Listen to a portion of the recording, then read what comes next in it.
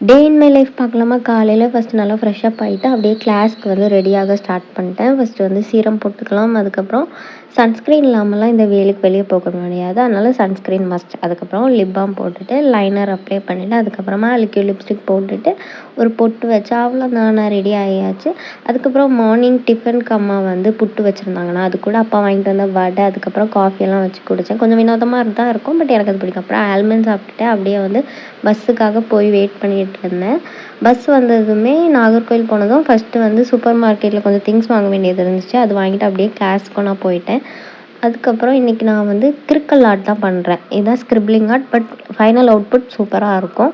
அதுக்கப்புறம் அப்படியே கிளாஸ்லாம் முடிச்சுட்டு வெளியே வந்ததுமே வந்து பஸ் ஸ்டாண்ட் வந்துட்டேன். கொஞ்ச நேரத்துலேயே பஸ்ஸும் வந்துடுச்சு. அப்படியே நானும் வீட்டுக்கு வந்துட்டேன். வீட்டுக்கு வந்ததுமே வந்து லஞ்சு சாப்பிட்டுட்டு அப்படியே தூங்கிட்டேன். அதுக்கப்புறம் ஈவினிங் போல் பால் போடுவாங்க, அதை வந்து அப்படியே வந்து காய்க்க ஆரம்பிச்சிட்டேன். பால் காய்ஞ்சிட்டு இருக்கப்போ முட்டை வாங்கிட்டு வந்திருந்தாங்க. அந்த முட்டையை அடுக்கி வச்சுட்டு அப்படியே வந்து காஃபியும் போட்டு நான் குடித்தாச்சு. நைட்டு வந்து கோயிலேருந்து வெண்பொங்கலும் சர்க்கரை பொங்கலும் வாங்கிட்டு வந்திருந்தாங்க. அது சாப்பிட்டுட்டு டின்னருக்கு தோசை சாப்பிட்டு முடிச்சுட்டு நான் எப்பவும் போல கொரியன் சீரிஸ் பார்த்துட்டு இருந்தேன். அப்போது சடனாக மழை பெய்ய ஆரம்பிச்சிடுச்சு. அப்படியே நானும் தூங்க போயாச்சு. பாய்.